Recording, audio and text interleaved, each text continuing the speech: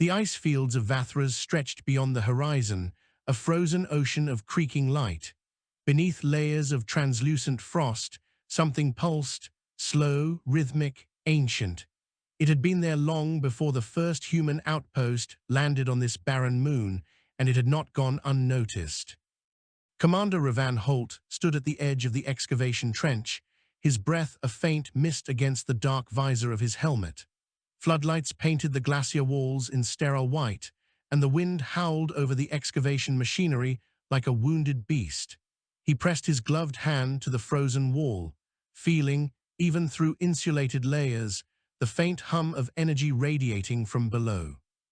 3 meters down, reported engineer Sira Kaur, her voice crackling through the comm. The scanner's readings are consistent, same pattern pulse every 12 seconds, perfect harmonic decay. It's not natural.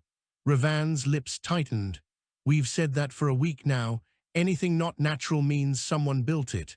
Question is who and whether they're still down there. Sira knelt beside a portable seismograph, its screen flickering with violet lines. The pulse isn't seismic, it's directional, like a beacon, but not broadcasting in any known frequency. Then it's calling to someone, Revan muttered. The rest of the excavation team worked in silence. They were used to the commander's brooding manner. He had earned his reputation on half a dozen frontier worlds, where survival often depended more on instinct than training.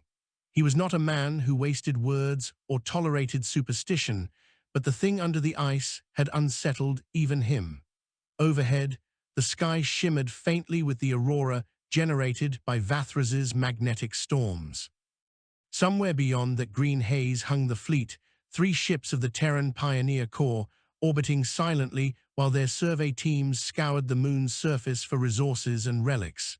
This outpost, Fort Meridian, was supposed to be a minor assignment: catalog a few mineral deposits, map the terrain, and report home. But then the signal began. 12 days ago, it started as background noise, a tremor in the comms array, a faint oscillation in the ground. Within hours, every scanner within 200 kilometers began to pick up the same pulse, steady, deliberate, and focused directly beneath the northern glacier. Revan had authorized an excavation against the recommendations of the Orbital Science Council. Something in his gut had insisted they dig. Now, as the trench widened and the light reflected off deeper layers of ice, he began to see faint shapes, patterns, lines that did not belong to geology. "Commander," Sira called out, "you'd better see this." He slid down the embankment and joined her by the drill head. The ice was clear as glass here, and beneath it, no more than 2 meters down, lay a structure. Its surface was a metallic blue, etched with symbols that glowed faintly from within. "Scan result?" he asked. Sira's scanner beeped rapidly. "Composition unknown. The density's too uniform. It's not an alloy we recognize." Revan crouched, watching the faint symbols pulse in rhythm with the signal. "It's responding to something, maybe us. Or maybe it's warning us off," she said quietly. Revan looked up at her. Sira was brilliant but cautious, the kind of engineer who would rather wait for a council directive than act on a hunch. But Revan wasn't built that way. "If this was meant to warn us, it's too late. We're already standing on its roof." He keyed his comm. "All teams, halt excavation. Bring in the plasma cutters, we're opening it up." 2 hours later, the first breach was made. The moment the cutter sliced through, the pulse stopped. The silence was deafening, every vibration, every tremor gone. The ice seemed to still around them, and the crew froze, waiting for something to happen. Then the lights went out. The power grid overloaded, plunging the entire trench into darkness. A second later, the comms filled with static. Revan's helmet light flickered to life automatically, revealing drifting frost particles suspended in the air like dust motes. "Sira, status," he said, moving toward the breach. Her voice came back distorted. "Power surge systems rebooting. Commander, something's moving." The ice shattered behind them. A column of blue-white light erupted from the fissure, throwing shards of ice into the air. Revan shielded his visor, but through the glare he saw something emerging, an object, circular, rising slowly as if the glacier itself were giving birth to it. It was a sphere, perhaps 6 meters across, covered in the same glowing symbols they'd seen through the ice. The surface rippled faintly, not solid but liquid metal. As it hovered above the pit, the glow intensified. Revan raised his rifle out of instinct. "Everyone back!" The sphere pulsed once, and his suit's display filled with static. The air around him vibrated, a low hum that resonated in his bones. Then, as suddenly as it had appeared, the light faded. The object sank slowly back into the ice, leaving behind a steaming cavity. When the last tendrils of vapor cleared, the signal had stopped completely. "Commander," Sierra's voice trembled. "Whatever that was, it just transmitted something." "To where?" she swallowed. "Every direction." By the time they returned to Fort Meridian, the fleet had already detected the transmission. Captain Vara, commanding the orbital flagship Resolute, demanded a full report. Revan stood in the comm chamber as a holographic image flickered above the console. "You were ordered to conduct geological analysis, not disturb potential artifacts," Vara said coldly. "Your actions may have compromised the safety of the entire system." Revan's jaw tightened. "Captain, with respect, we're explorers, not caretakers. We found a structure emitting artificial energy. You wanted answers, I dug for them. You unleashed something instead," she snapped. "Telemetry from the outer sensors shows a subspace surge originating from your coordinates. It spread across 3 light minutes in under a second." Sierra stepped forward. "Captain, we have data suggesting the signal was ancient, thousands of years old. Whatever it called, it wasn't from this moon." Vara's expression darkened. "Then pray it takes its time to arrive." The hologram vanished. Night fell, if the dim twilight of Vathras could be called that, and the storm clouds gathered. Revan stood on the observation platform, watching lightning dance across the frozen plain. He felt the hum in the air again, faint but unmistakable. The signal might have stopped, but something deeper had awakened. Sierra joined him quietly. "You should rest. You've been on your feet since the breach." He didn't respond.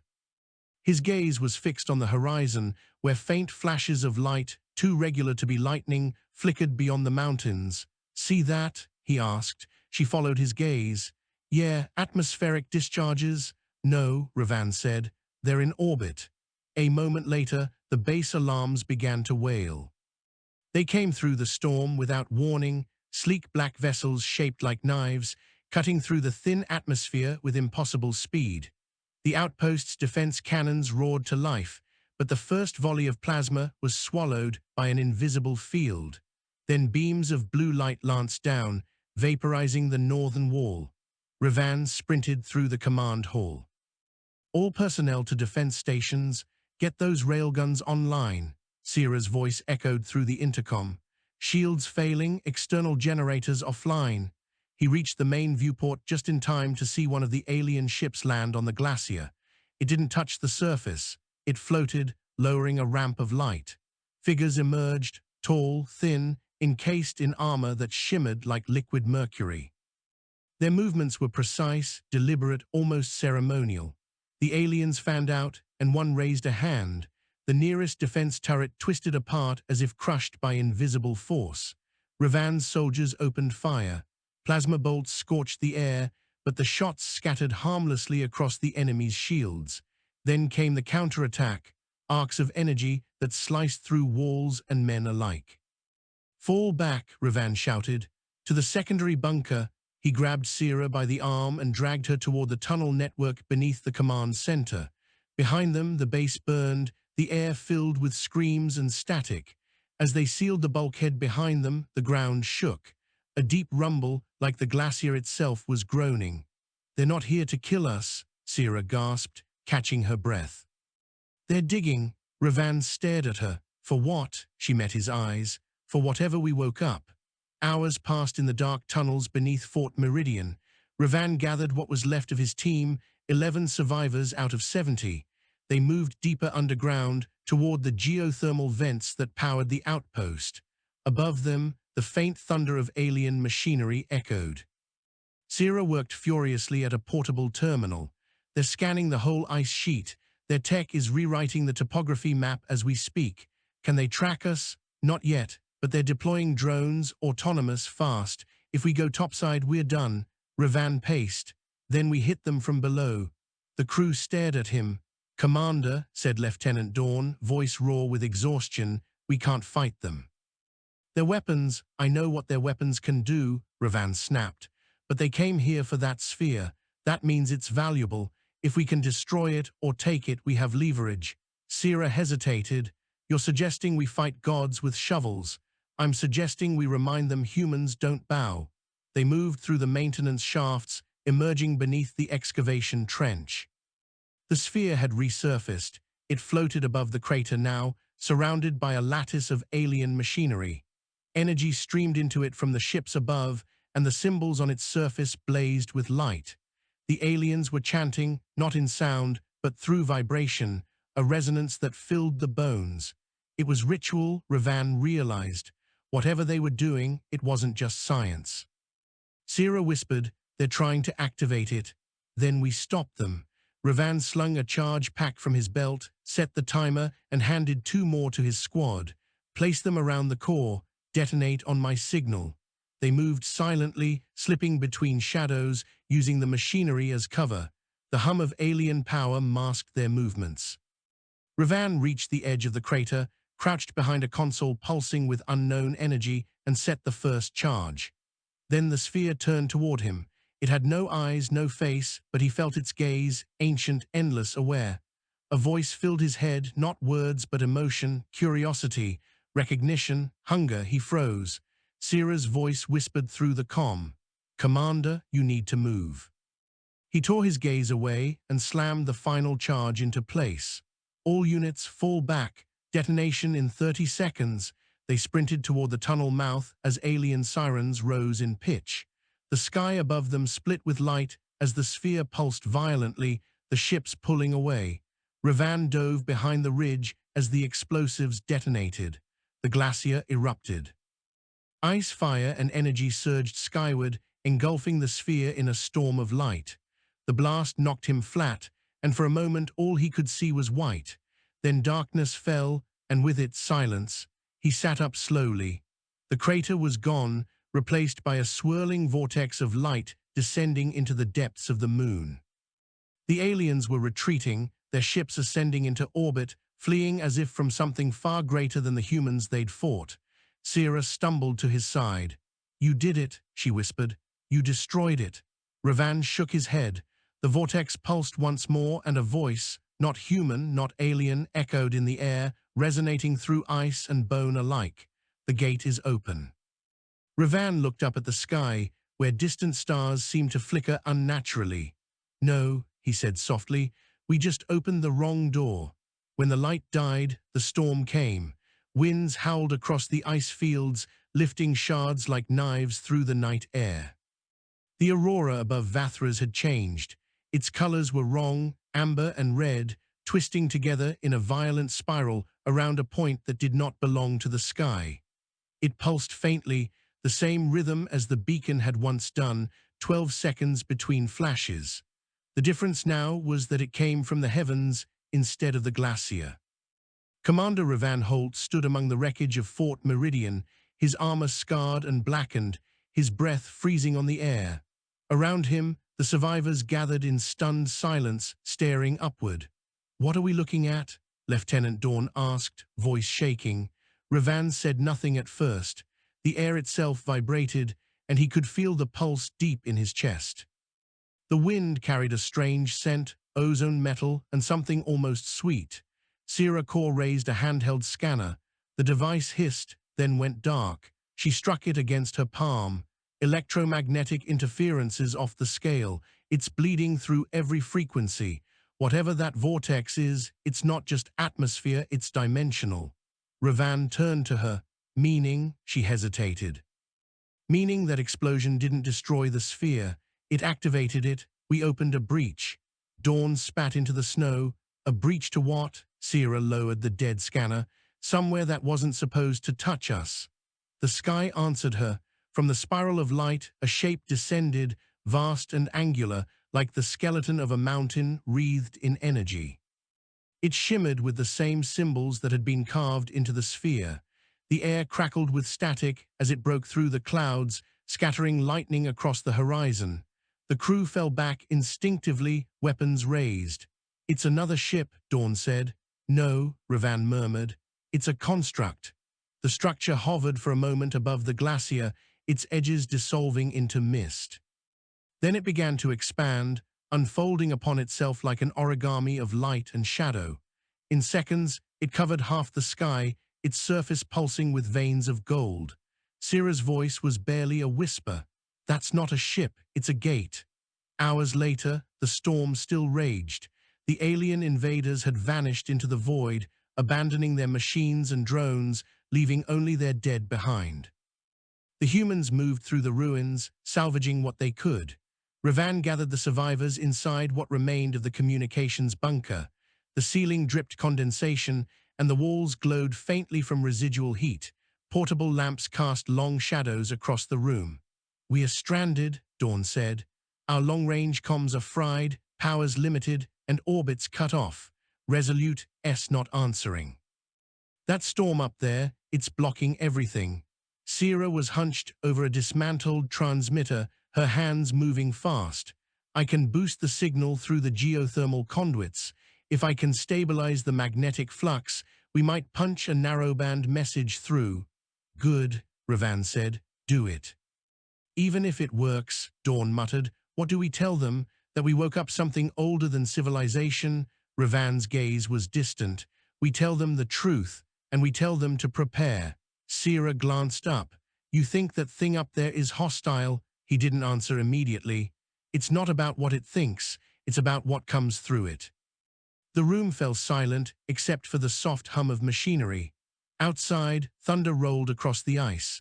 They found the first alien body at dawn. It lay half-buried in frost near the crater, its armor cracked open like an eggshell.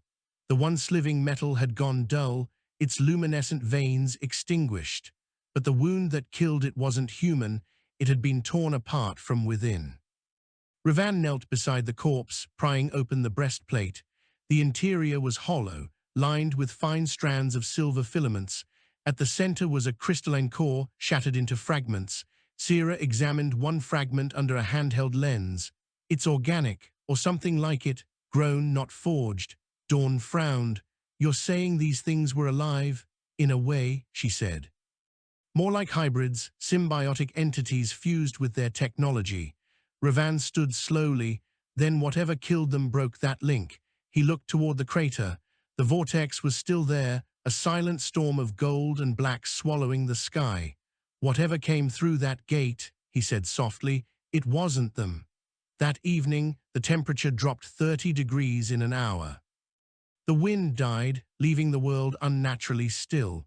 Revan's squad had established a temporary shelter near the geothermal vents, the last reliable source of power on the moon. They had just begun their first rotation of watch when the sensors triggered. Movement, 10 kilometers east. No life signs, no heat, just motion. Revan gathered the defense team.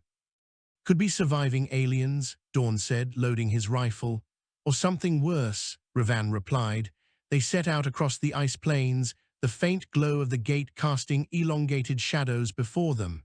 The ground trembled intermittently, like the moon itself was exhaling. After 2 hours, they reached the coordinates. At first, Revan thought it was wreckage. A twisted mass of alien metal, half submerged in ice. But as they approached, the mass shifted. It was moving. "Hold," Revan said. The squad froze, weapons ready. The thing unfolded, a tangled creature of fractured alloy and pulsating veins. Its limbs reassembled with fluid precision, twisting into a form vaguely humanoid but horribly wrong. Its head, if it had one, was a shard of broken armor, the glowing symbols inside flickering erratically. Sira's voice crackled in Revan's earpiece. "Commander, I'm reading a power surge in your sector," the creature screamed. The sound was not physical. It was inside their skulls, a burst of static and memory and terror all at once. The soldiers dropped to their knees, clutching their helmets. Revan gritted his teeth, forced his finger to the trigger, and fired. The plasma bolt struck the creature's chest. The wound flared with golden light, then sealed instantly. It lunged forward faster than a human could react, slamming into Dawn and hurling him 20 meters across the ice. "Fall back," Revan shouted. They retreated toward a ridge, firing as they went. The creature absorbed every shot, its body reshaping to compensate. Then, as suddenly as it had attacked, it stopped. Its head turned toward the horizon, toward the gate, and it knelt. The light from the vortex intensified, and for a moment the creature's body became transparent, filled with swirling energy that looked almost human. Sierra's voice broke through static. "Commander, get out of there. That thing's drawing power directly from the gate. It's feeding." Revan fired again, but the plasma dissipated before it hit. The creature rose, its form solidifying into something new, taller, smoother, almost elegant. It looked at him, not with eyes, but with awareness. Then it spoke, its voice a chorus of echoes. "You opened the path." Revan froze. "Who are you?" The creature tilted its head. "Once we were guardians, now we are remnants. You brought the key and the key has turned." Sierra's voice whispered through his comm, trembling. "Commander, get out now." The creature extended a hand. "The gate remembers the makers. You are not them." Revan fired again. This time the shot hit. The creature staggered, golden fluid spilling onto the ice. It looked down at the wound almost curiously, then smiled, a human expression distorted by something inhuman behind it. "It begins again," it said softly, then its body dissolved into dust. The gate pulsed once more. Back at the geothermal shelter, the survivors argued through the night. "That thing knew us," Dawn said. "It spoke our language." Sierra shook her head. "Not language, translation. It interfaced with our neural comms, pulled vocabulary straight from Revan's mind." "Whatever it was," Revan said, "it's dead now." Sierra looked at him. "You don't believe that?" He didn't. The fragment of golden dust he'd scraped from his armor still pulsed faintly, even sealed inside a containment vial.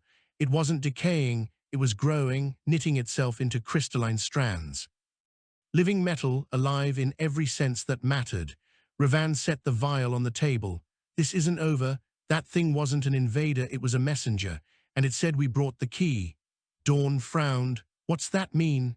"It means," Sierra said, "the artifact we found wasn't a weapon or a relic. It was a signal flare, and now someone or something knows we're here." 2 days passed.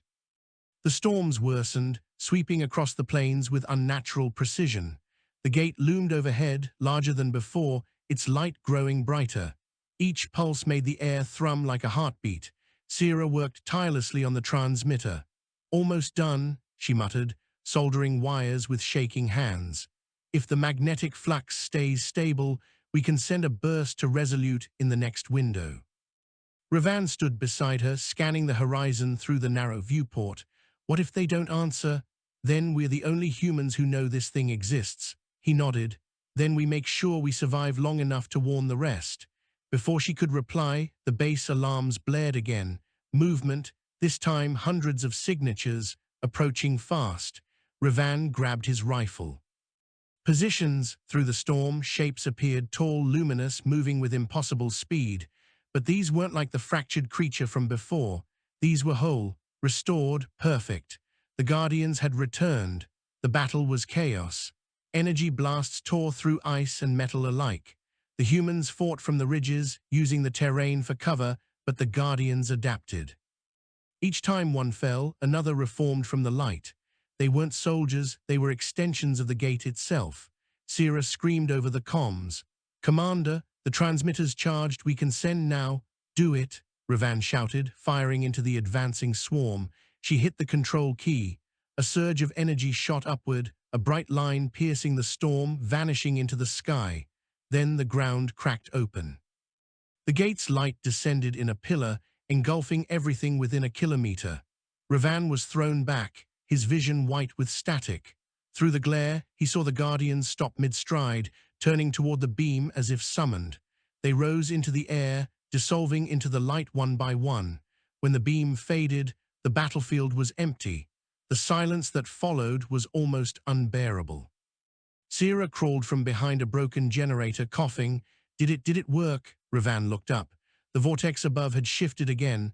The amber light had deepened to crimson, and within its heart something massive moved, something with eyes like burning stars. "No," he said quietly, "we didn't call for help." He turned to her, his face pale beneath the frost. "We told it where to find us." The crimson light spread across the horizon like a wound. Where once the aurora had been a shimmer of cold beauty, now it burned, a furious storm of scarlet and gold that pulsed with an intelligence of its own. The gate above Vathras no longer hovered in stillness. It churned, its geometry twisting, opening wider with every breath of the dying storm. Commander Revan Holt stood outside the geothermal shelter, visor darkened against the glare. The landscape he had known only days ago was gone. The glacier had fractured, splitting into canyons that glowed faintly from within, as if the moon's heart had caught fire. Behind him, Sierra Corps worked on recalibrating the remaining drones. Their solar wings flickered with blue light as she uploaded new code. "We can send them up through the outer atmosphere," she said, not looking up. "They'll relay what's left of our signal to orbit. Maybe Resolute or the other ships can still hear us." Revan didn't answer. His gaze remained fixed on the sky.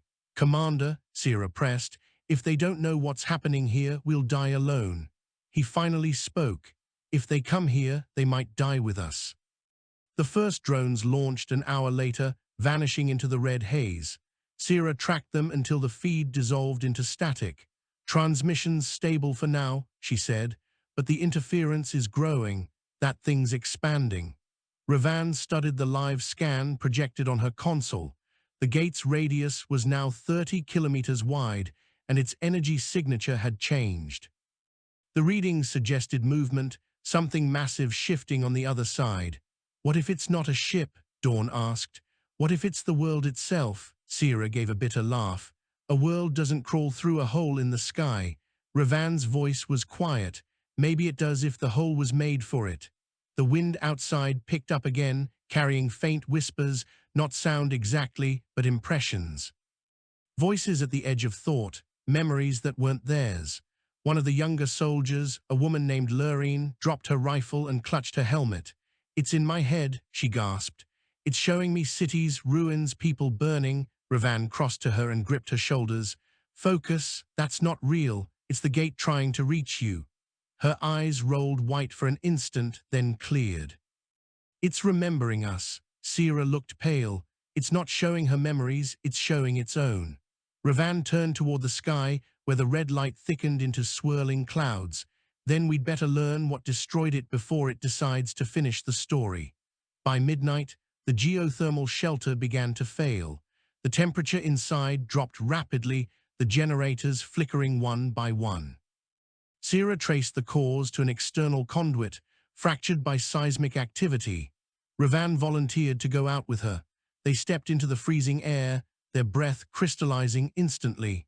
The trench they dug days ago now glowed from below with faint red light. The air was thick with static, and each gust of wind carried a faint harmonic tone that resonated through their bones. As they worked on the conduit, Sierra glanced toward the horizon. "You ever think," she said quietly, "that maybe we were supposed to find this?" Revan didn't look up. "You mean fate?" "No, history. Maybe the universe leaves scars for a reason, to warn the next fool who comes along." He tightened a bolt and straightened. "Then we're the warning now." She smiled faintly. "That's comforting." He started to reply, but a low vibration cut him off. The ice beneath their feet trembled. From the distance came a rumble like thunder, though the sky was clear. "Quake?" she asked. "No," Revan said, staring toward the source. "Something coming." The light on the horizon shifted, moving closer, no longer a glow, but a shape. At first it looked like a mirage, a dark mass floating just above the ice, rippling like smoke. Then details emerged, limbs, armor, faces that weren't faces, dozens of them gliding silently toward the crater where the gate's light descended. Sierra's breath caught. "Those aren't guardians." "No," Revan said grimly, "those are survivors." They followed the creatures at a distance, using a ridge for cover. The forms moved with eerie synchronization, drifting across the plains as if drawn by gravity itself. At their center floated a figure taller than the rest, wrapped in shreds of black light. As they neared the crater, Sira activated her recorder. The view magnified, revealing the beings more clearly. Their bodies were patchworks of metal and flesh, fused together in unnatural symmetry. Some still bore the armor of the alien invaders, but it had melted into their skin. Revan's jaw tightened. They're being changed. By what? Sira whispered. The gate. At the edge of the crater, the creatures stopped. The tall figure raised its hand, and a wave of red energy rippled outward. The others knelt instantly. Then, from the depths of the crater, something answered. A pulse, deep and slow, rolled through the ground. The air shimmered, and from the center of the vortex, a colossal shape began to rise. It was not mechanical nor organic, but both, a fusion of shifting light and dark matter, its surface covered in runes that burned with molten energy. It had no single form. It twisted continuously, part storm, part leviathan. Sira's voice trembled. What is that? Revan's throat was dry. The other side of the gate. The tall figure lifted both arms, and the great shape above the crater responded. It bent closer, and a sound filled the air, a voice deeper than gravity itself. The makers have fallen. The keepers failed. The cycle begins anew. Revan felt the words vibrate inside his skull. He forced his mind to stay focused, to think through the pain. They're talking about the Guardians, the ones we fought. Sira nodded weakly. And the makers? Revan looked at her. Maybe us. They made it back to the shelter just before the storm returned. Lightning forked across the horizon, red and white and unnatural. The others had taken refuge in the lower tunnels, terrified by the visions bleeding through the static. Sira transferred her recordings to the main console. If we can boost this through the drone's feed, the fleet might get it, she said, even if we don't make it. Revan leaned over her shoulder. Cut the audio at the pulse. We don't want to risk transmitting that frequency. Too late, Dawn said from the entrance. He was pale, eyes wide. We're already broadcasting. What? Revan turned sharply. Dawn pointed upward. The storm, it's reflecting our signal, amplifying it. Whatever S up there is sending it back. Before Revan could respond, the lights flickered, and every screen in the room turned red. Words began to appear across the console in alien script, then reshaped themselves into human language. We see you. The screens blinked again. We remember. Sira's hands trembled. It's using the transmission as a bridge. It's inside our network. Shut it down, Revan ordered. She slammed her hand on the power control. The screens went black, but the words remained, glowing faintly in Medea. You are the echo, the maker's shadow, the fire that consumed the sky. Dawn stepped back. Commander, what does that mean? Revan stared at the words until they faded. It means this isn't the first time humanity's been here. Sleep became impossible. The crew took shifts guarding the entrance, though none of them could name what they were guarding against anymore. The sky no longer showed stars, only the churning light of the gate. Sometimes, faint silhouettes drifted across it, enormous and formless, like ships or creatures moving within another layer of reality. Sira sat beside Revan at the edge of the tunnel, staring into the storm. Do you think this is how the Guardians felt, watching their sky break open? He said nothing. His mind kept replaying the words, you are the echo. Echoes meant repetition, something that had happened before now repeating itself. Maybe, he said finally, we weren't the first to call ourselves human. She looked at him. You think we're descended from them? I think we're part of the same mistake. On the third night, the ground split open beneath the shelter. The survivors scrambled for the surface as the lower tunnels collapsed.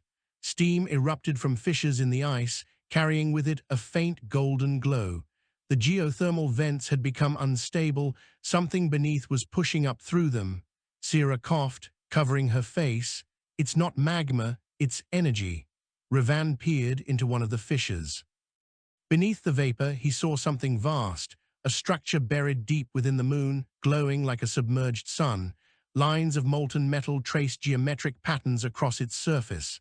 It's the same design, he said, the same runes as the sphere. Sira's voice was barely a whisper. The whole moon's built around it. The realization hit him like a blow. This isn't a planet, it's part of the gate. Before they could react, a tremor threw them off their feet. From the fissure, tendrils of light shot upward, coalescing into a humanoid form, massive, translucent, and burning with golden fire. The voice thundered through the air. The seal is broken. The path is open. The others screamed, scattering. Revan stood his ground, staring up at the towering figure. "Why us?" he shouted. "Why now?" the being looked down, its face shifting through 1,000 forms. "Because you are of them. You carry their seed, their flaw, their will to consume. We're not your enemies." The being tilted its head. "You are their echo, and the echo always ends in fire." It raised a hand, and the ground erupted in blinding light. When Revan woke, the world was quiet. The storm had passed. The sky was black again, no gate, no light, only stars. For a moment he thought he was dead. Then he heard Sira's voice faintly through the static. "Commander, are you alive?" He opened his eyes. The crater stretched before him, filled with ash and molten glass. The shelter was gone. Half the glacier had melted away. "I'm here," he said hoarsely. "Report." Only static answered. He rose slowly, limping toward where the shelter had been. The ground was littered with twisted remnants of equipment and armor, but there was no sign of bodies. Then he saw it, the sky. The gate was no longer visible, but in its place hung something else. A ring of black light, faint but steady, like an eclipse frozen in motion. It wasn't closing, it was stabilizing. Sira's voice broke through again, weak but alive. "Revan, the others gone, but the gate it's holding."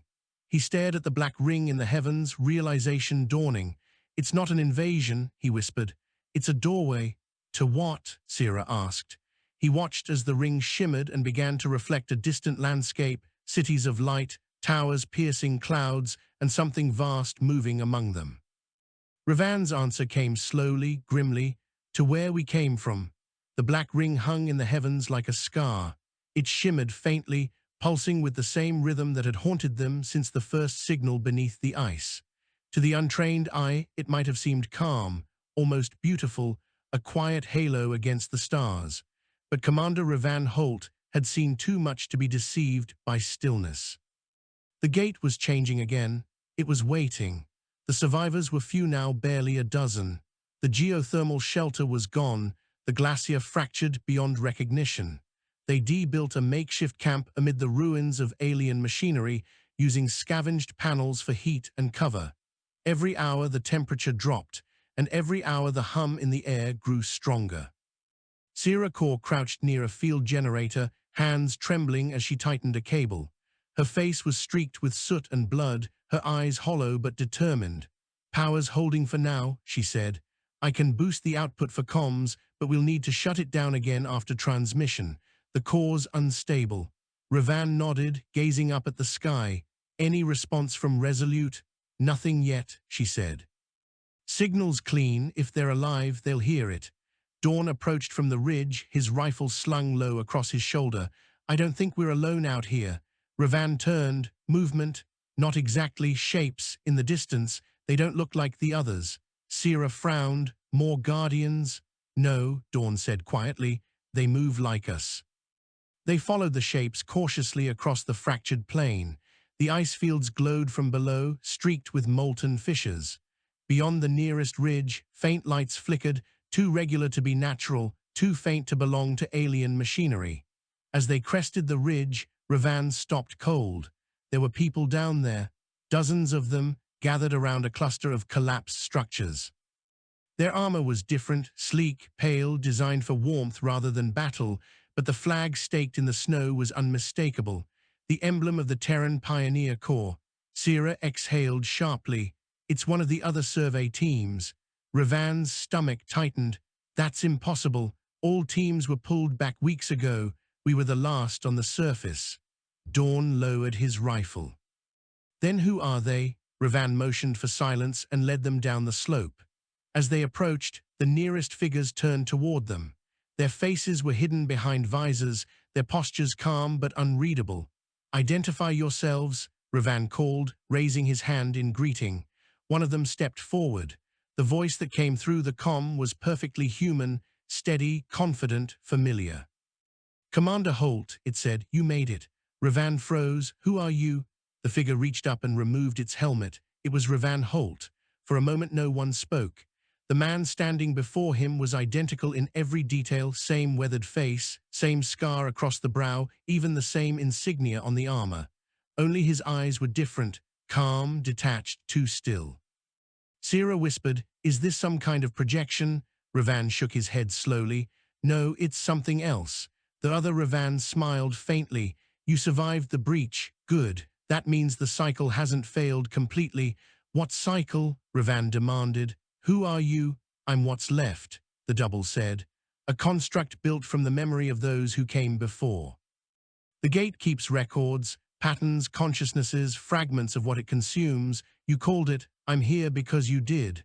Dawn raised his rifle. That's a lie, you're a copy. The double didn't flinch. Perhaps, but every echo has an origin, and every origin leaves its shadow.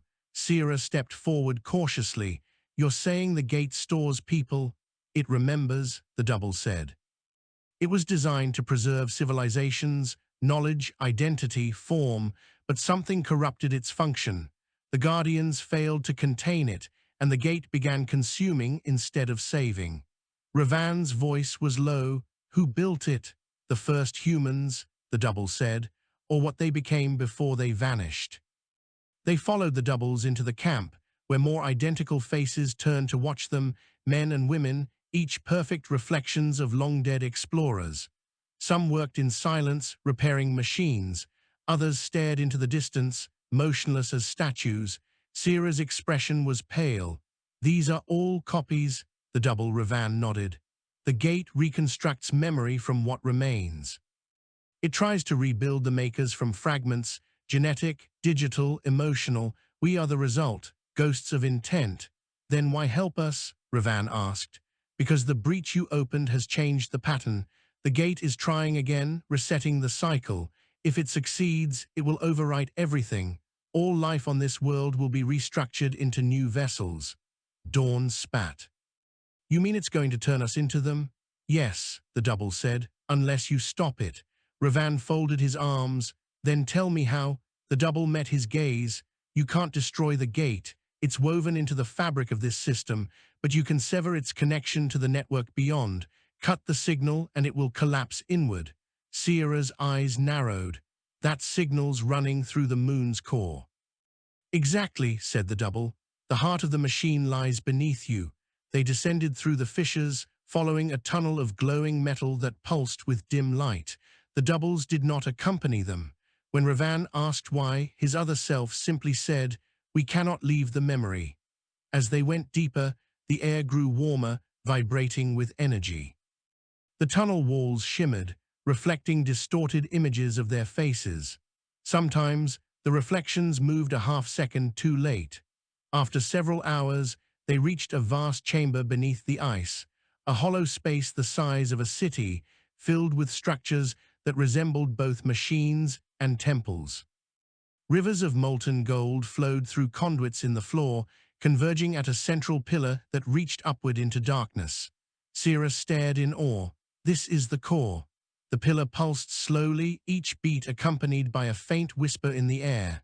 The words were indistinct, but they carried emotion, grief, rage, longing. Revan approached the base of the pillar. Embedded within it was a console of alien design, but its interface reshaped itself at his touch, becoming familiar, Terran symbols, command strings, diagnostic readouts. It knows you, Sierra whispered. Revan hesitated, then began typing.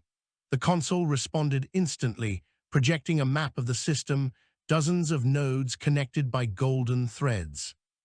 One by one, the outer nodes flickered, forming a network that stretched far beyond Vathras. Sierra pointed. That's the connection. The gate isn't isolated, it's linked to others. Revan's expression hardened. Then we cut the link. He began entering commands. The system resisted, lights flaring red, then calming again as if thinking. A voice filled the chamber, smooth and toneless. Authorization incomplete. Identity conflict detected. Revan clenched his jaw. Override protocol Holt 7 Delta. The system paused, then the voice returned, quieter this time. Identity confirmed.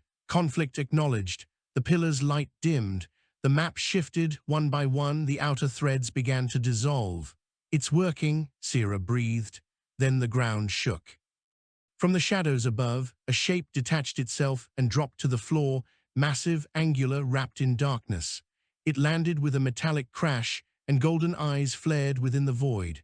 A guardian, but this one was different, larger than any they had seen, its body composed of overlapping layers of light and matter. The symbols etched across its surface burned like fire. Revan grabbed his rifle.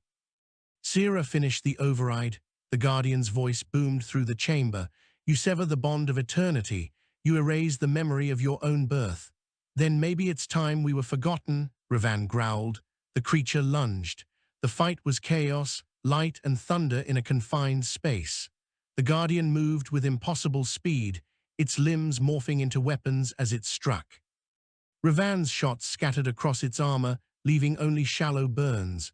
Dawn hurled a plasma charge, detonating it against the creature's chest. The explosion staggered it but didn't stop it.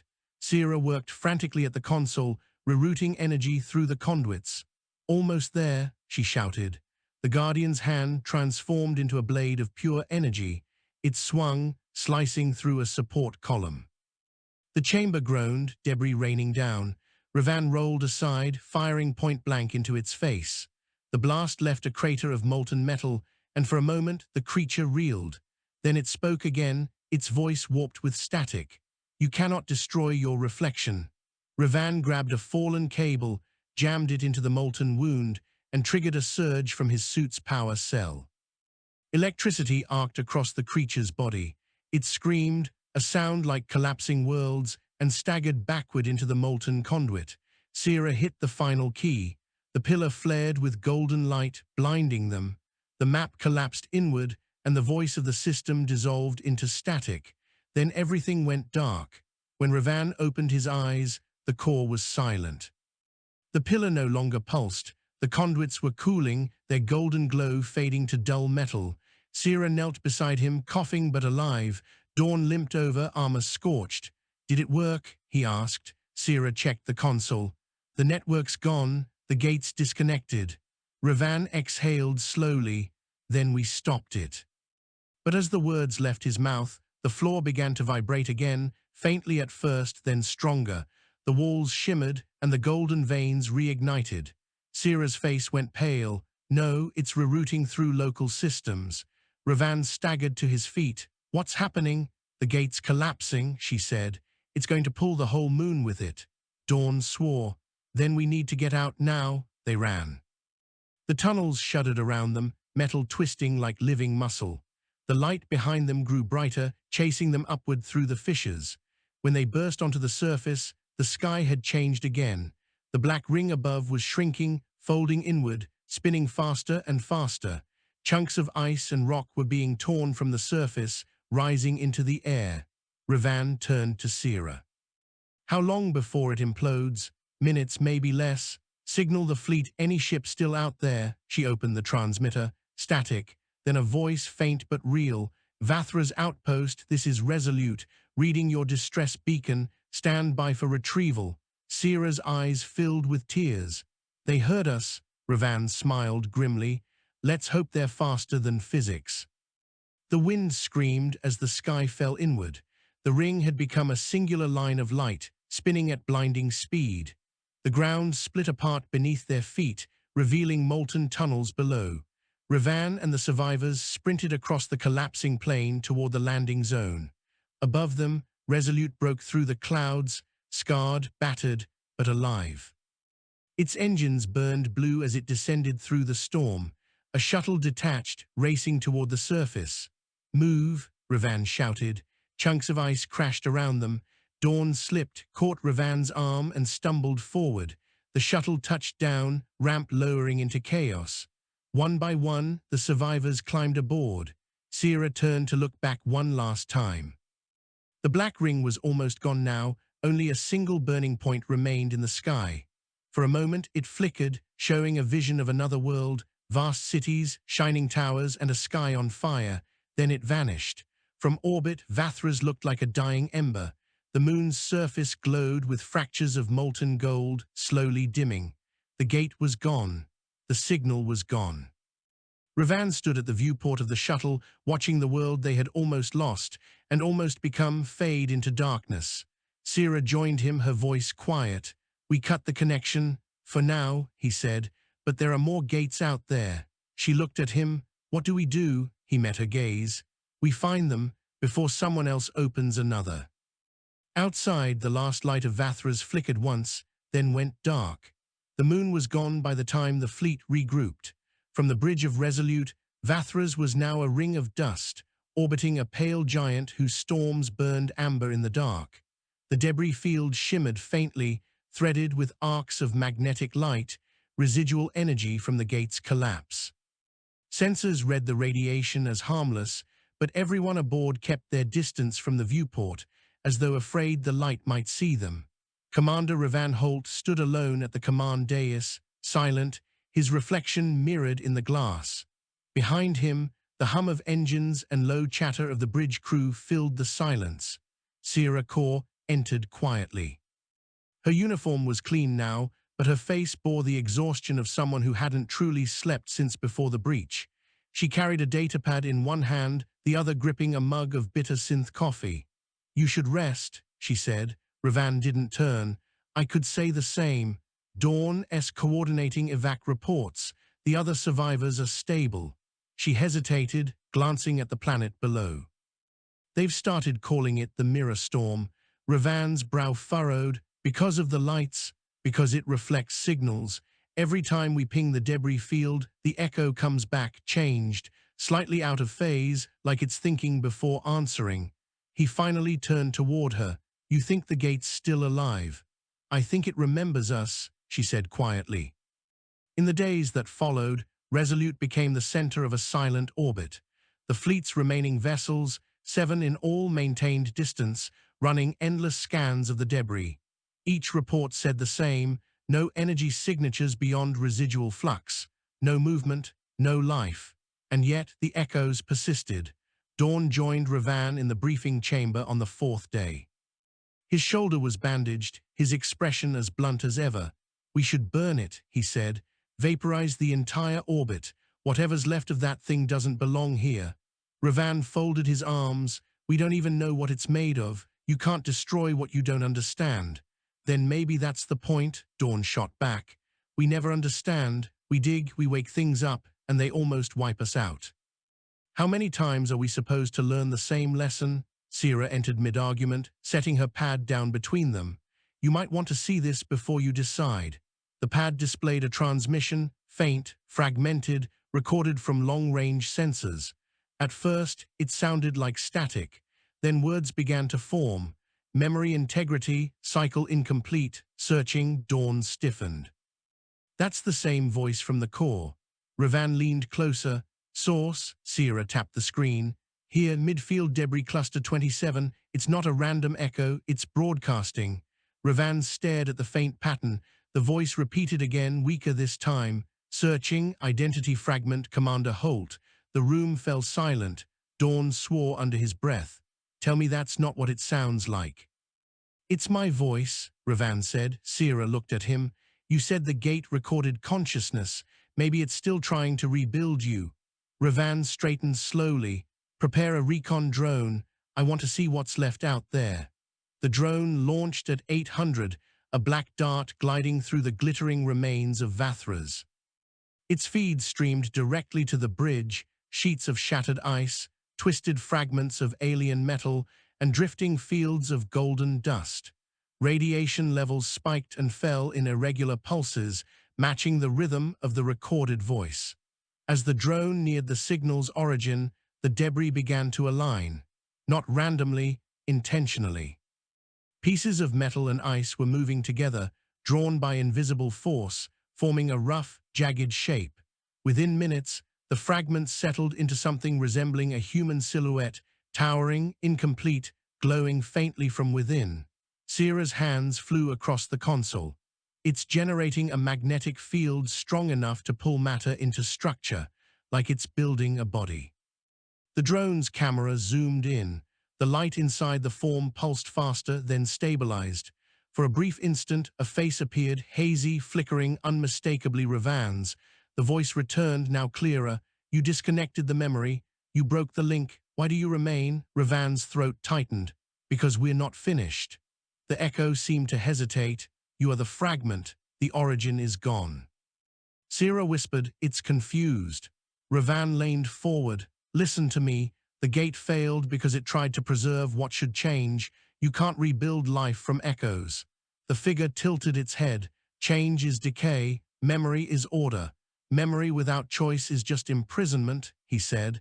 You're not protecting anything. You're repeating it until nothing's left. The light flickered again, faster now, erratic.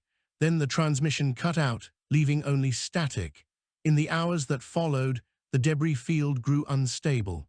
The aligned fragments began spinning, generating magnetic vortices that dragged smaller pieces into orbit. The entire field was becoming a storm of glowing dust.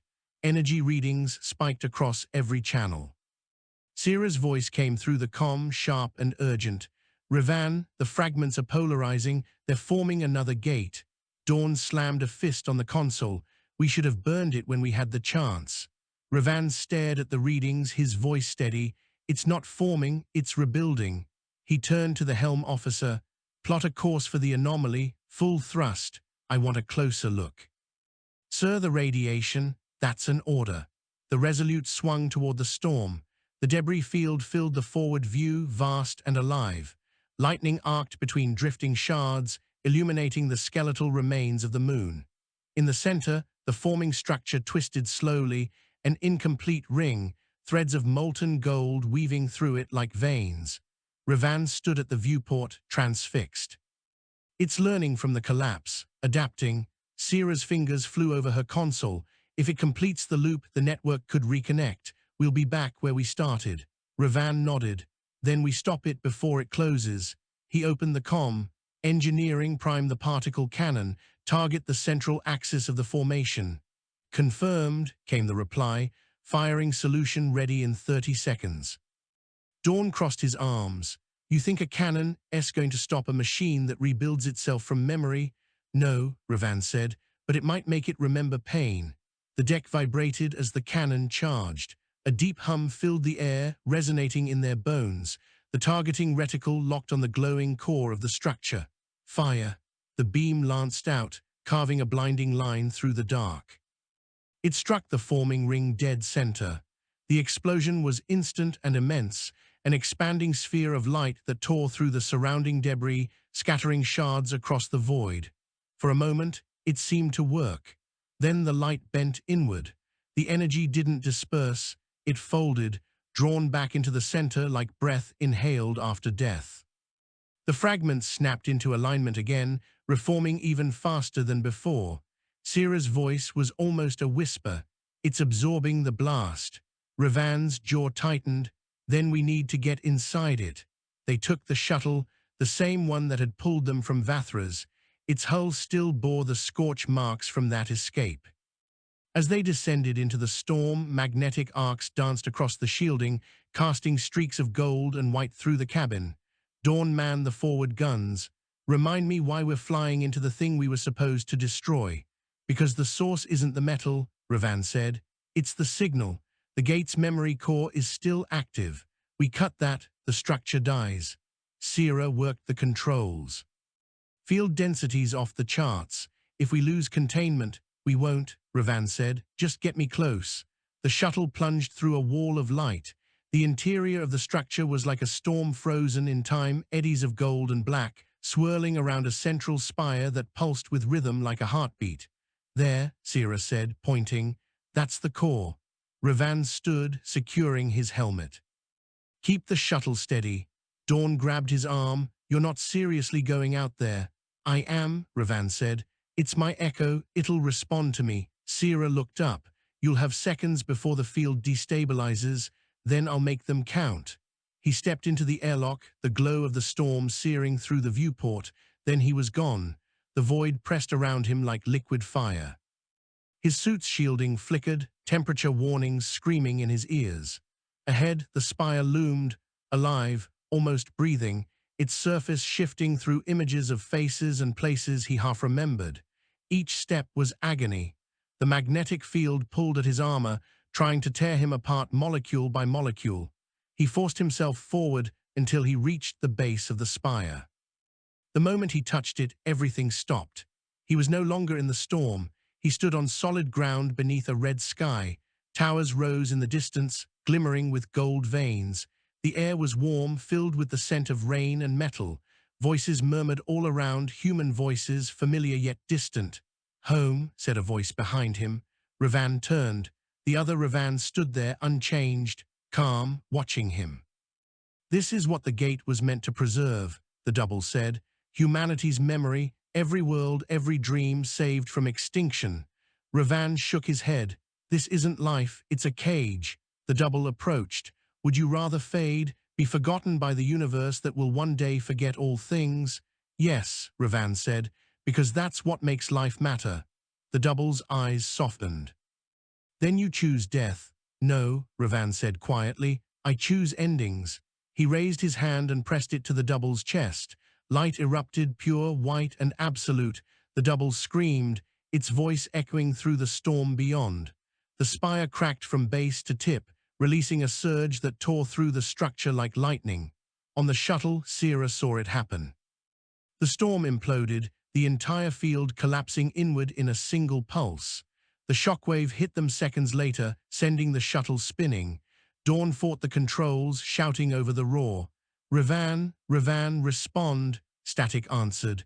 Then, faintly through the interference, "Get clear." The line went dead. The shuttle broke free of the collapsing field just as the storm vanished behind them. One final flash, then nothing. Hours later, Resolute recovered the shuttle. The hull was scorched, the systems nearly fried. Sierra sat in the cabin, silent, staring at the empty seat across from her. Dawn entered quietly, setting a hand on her shoulder. "They're saying the field's gone, no trace left." She nodded, voice hoarse. "He did it."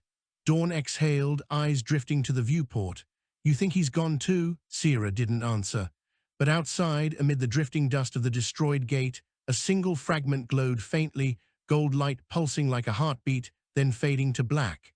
The stars drifted, silent and cold, around the scar where Vathras once had been. Weeks had passed since the collapse. The fleet lingered longer than the Council would have liked, combing every particle of the debris for traces of Commander Revan Holt. None were found. The gate's remnants had cooled to lifeless dust, indistinguishable from the rest of the system's ruin. And yet, the signals never truly stopped.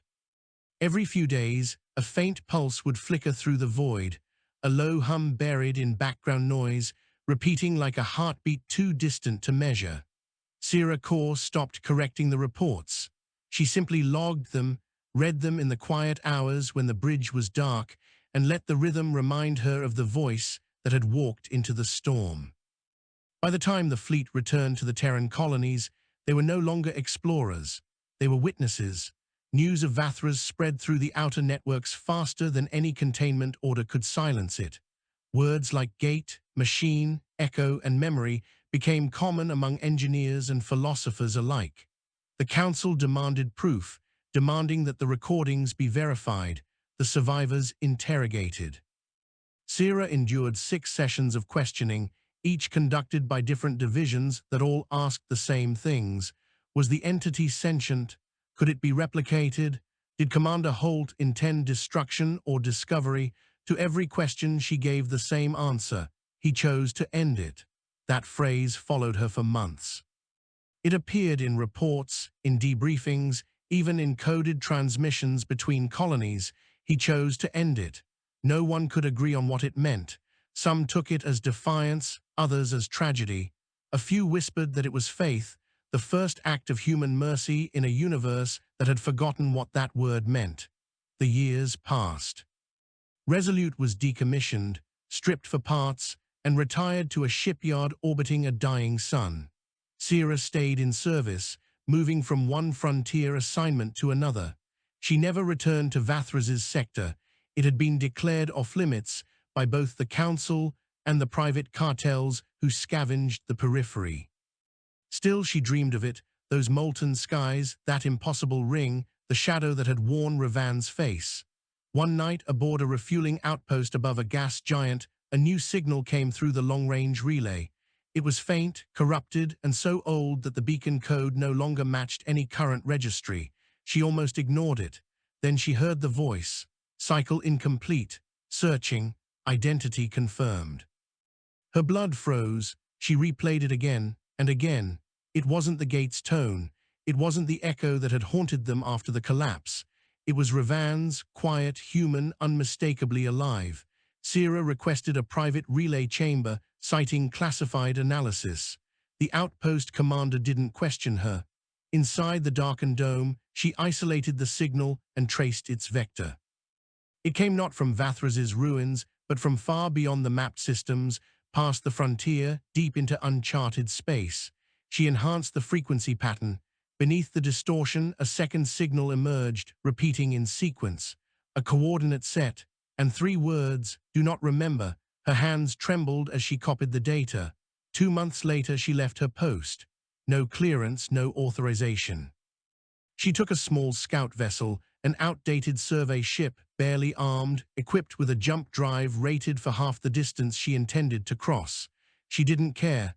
Dawn tried to stop her when he learned. "Even if it's him," he said, "what are you hoping to find? The man or the memory?" She met his eyes. "Both. If one survived, the other did too." He sighed, knowing she wouldn't listen. Before she departed, he handed her a small case, a piece of the old shuttle's hull, scorched from the collapse, polished smooth. "For when you forget why you're out there," he said. She smiled faintly. "You think I could?" "Everyone forgets eventually," Dawn said. "That's what makes us human." The journey lasted weeks. The jump paths grew thinner the farther she went, until her maps became blank fields of stars. The ship's systems flickered from radiation storms and gravitic tides that bent light itself. Yet the signal never faded. It remained constant, steady, deliberate, like a lighthouse waiting beyond the end of the world. When she finally reached the source, there was no planet, no debris, only a single station orbiting a dead star. It wasn't human design. The structure was immense, symmetrical, its walls made of the same golden alloy that had lined the gate's tunnels. But it was inert, no power signatures, no life. As her ship approached, a docking corridor extended like a limb unfolding.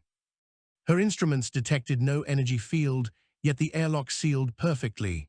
Sierra armed her suit, stepped inside, and walked into the dark. The interior was vast, cathedral-like, lit only by faint reflections from her helmet lamp. The walls were smooth, covered in intricate grooves that glowed faintly as she passed, awakening at her presence. She followed the light down a narrow passage until it opened into a circular chamber. At the center stood a single figure. It was human, barefoot, unarmored, wearing simple cloth, its back turned toward her. Sierra's breath caught. "Revan," the figure turned. It was him. Older, thinner, eyes lined with exhaustion but unmistakably alive. The same scar, the same steadiness. He smiled faintly. "You shouldn't have come." Sierra's heart pounded. "You were dead." "I was," he said. "Then I was." She took a step closer. "How? When the gate collapsed, it didn't destroy me. It copied me, pulled what was left of my consciousness into the residual field before it imploded. I don't remember the transition, only waking here." "You've been here all this time. Time doesn't work the same way inside what's left of the network," he said. "This station, this is the original interface, the place where the first of them tried to rewrite the world." Sierra frowned. "You said the network was gone." "It was," he said, "until it began rebuilding itself, not through the machines, but through us." She stared. "Through humans," Revan nodded. "Every explorer, every researcher who studies the gates carries a fragment of the old pattern. The gates code isn't just data, it's biological. It's memory embedded in thought. Every time someone dreams of the stars, it grows." Sierra's voice was barely a whisper. "Then it can't be stopped." "No," Revan said, "but it can be changed." He gestured toward the walls. The grooves brightened, revealing moving shapes, images of stars, worlds, faces, memories streaming like rivers of light. "This is what the gate was meant to be," he said. Not preservation, not imprisonment, connection, a living archive of every consciousness that ever lived. Sierra approached the wall, watching the images blur together. You could have called us back, told us. Revan's expression darkened. The Council would turn it into a weapon. They'd use the network to build empires, not memories. That's why I sent you the message. Do not remember, he nodded. Because remembering is how it begins again. Sierra looked at him, anger breaking through the awe. You expect me to forget you? After everything? He smiled sadly. I expect you to live. The walls pulsed once, brighter now. The chamber vibrated with a low hum. Revan looked around, alarm flickering in his eyes. It's waking, he said. It sensed the connection. My presence, yours, brought it back. What do we do? He turned to her, urgent. You have to leave. The network will absorb anything it touches once it's fully active. I'm not leaving you again. You have to, he said. I can hold it back long enough for you to escape, but if it takes me, at least I'll keep it focused here. Sierra shook her head. There has to be another way. He reached out, touched her arm. There is. Remember who we were, not what it wanted us to be. The floor beneath them began to fracture. Golden light spilled through the cracks. The air shimmered, bending, distorting. Revan stepped back into the glow. Sierra, he said softly, this is what endings are for. The light rose, engulfing him. She reached out, shouting his name, but he was already dissolving into the radiance, his outline scattering into threads of gold that streamed into the walls. The hum grew louder until it filled every corner of the chamber. Then silence. Sierra woke on her ship. The station was gone. The Dead Star remained, but its orbit was empty. No structure, no signal, nothing. Only a faint trace of gold dust drifting outward like a sigh. She checked her systems. The last entry in her recorder was blank except for a single line of text. Cycle terminated. Memory transferred. She stared at it for a long time. Then she turned off the recorder and set her ship's course toward home. Years later, after the Council's collapse and the expansion wars that followed, fragments of the old stories resurfaced in frontier folklore. They told of a commander who walked into the heart of a dying moon and killed a god of memory. They told of a woman who crossed the edge of space to find him again, only to return with light in her eyes and no recollection of where she had been. Some said she founded the first colony beyond charted space, where no machines kept records and no names were repeated. Others said she vanished again, following a whisper only she could hear.